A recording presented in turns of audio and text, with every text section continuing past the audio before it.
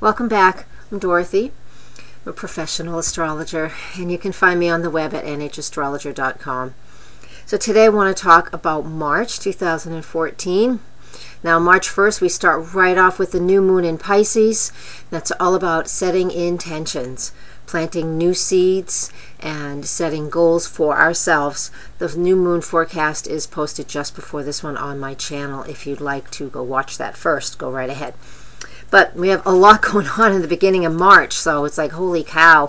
We have this new moon in Pisces, like I just mentioned. We also have going on March 1st is Mars is moving retrograde. So Mars is about forward movement. It is about action. It's a fire planet, and it's a cardinal planet. So that means we can have a lot of, it is the initiating. We're coming up on that with Aries. That's at the end of this forecast. But Mars is all about pushing forward and taking action, and just it's immediate action. It's like that, it's just a short bit of information, not the long story. All right, now it's in Libra. Libra's an air sign, also cardinal, but it's air as well.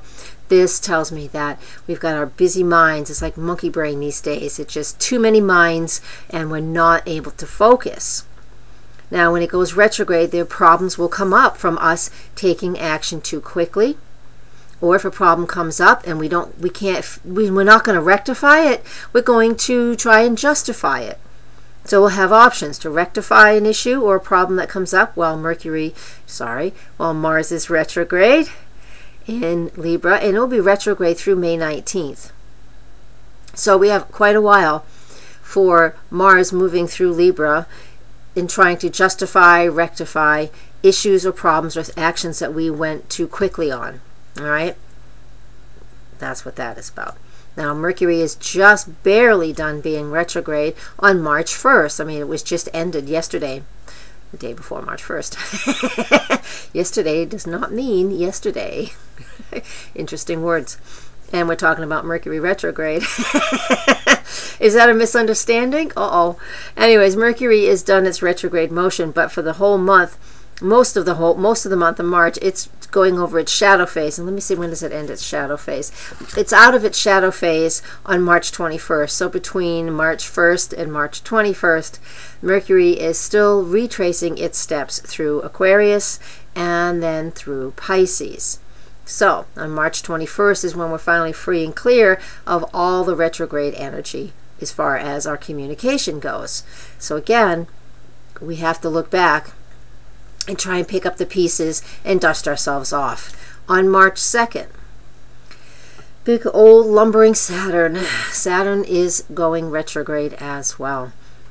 All right, so we just got Mercury and Jupiter moving direct. Thank you. And, oh yeah, Jupiter's not direct yet. I'll get to that in a minute. We have Saturn moving retrograde. That's on March 2nd, all the way through July 20th. Saturn retrograde is about, it will ask you these questions. Is your foundation strong? What you've been doing over the last 3, 4, 5, 6 months. Have you truly built a solid foundation underneath you? Or underneath a project that you're doing? Or whatever it is that's important to you. Because that Saturn in Scorpio will break a lot of things down. It will break a lot of structures down. It will break down belief systems. It will break down things that we think are solid and secure. Because if it does break down now, that means it's not solid and secure, or our belief systems have changed and we need to reevaluate what's going on with that. So over the next few months, we're going to be working that. But when planets make their stationary to either retrograde or stationary to direct positions, those are very critical points in our astrology charts. So if you know where that is, you'll know in your personal chart, if you know where that is, it will help you to decipher a little bit more about what's going on. For me, it's in my relationship part of my charts. Yeah. So what's my relationship foundation? All right, that would be for me. You know, if it was in your career sector, you would look at what is your foundation for your career.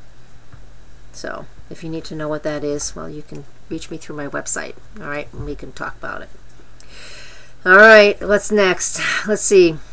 Next is Jupiter.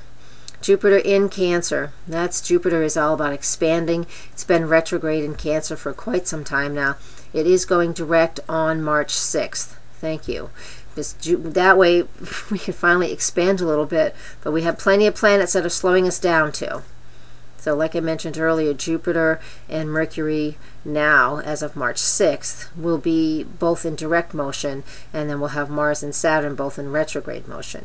Mars and Saturn retrograde together, if we were looking at those two planets together, it's a little bit like beating your head against a wall. We want to move, but we can't. We want to, and we can't. So there might be some frustrations there.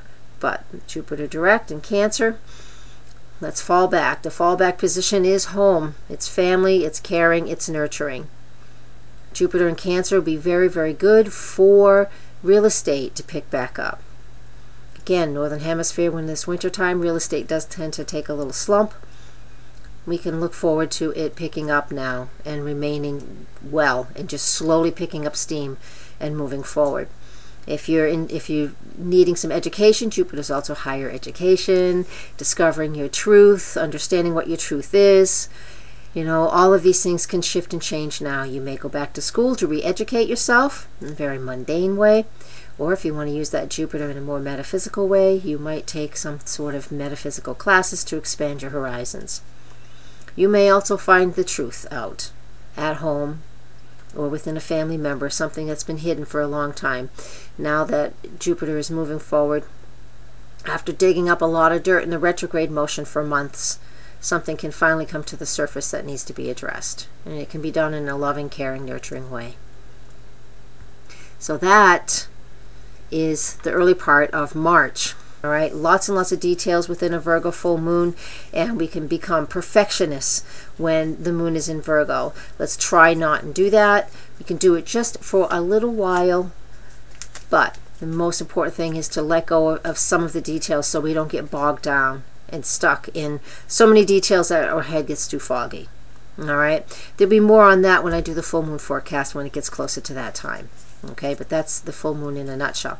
What's my final information here? Yep, March 20th, yay, spring. It's the beginning of the new astrological year. It's International Astrology Day, yay for us. But anyways, it's all about starting something fresh and new. So most of March is regrouping, redoing, setting new goals, looking at different ways of things that have come up through the winter. And when we have March, excuse me, March 20th, that spring equinox, it is time for us to start fresh and new. All right, so look at that Aries energy and decide where's that 0 degrees of Aries in your chart. All right, find that, and then that is where your new beginning will be. Well, your new beginning will be. Thank you for watching, and please join me at nhastrologer.com. All right, thank you. Blessed be, and namaste.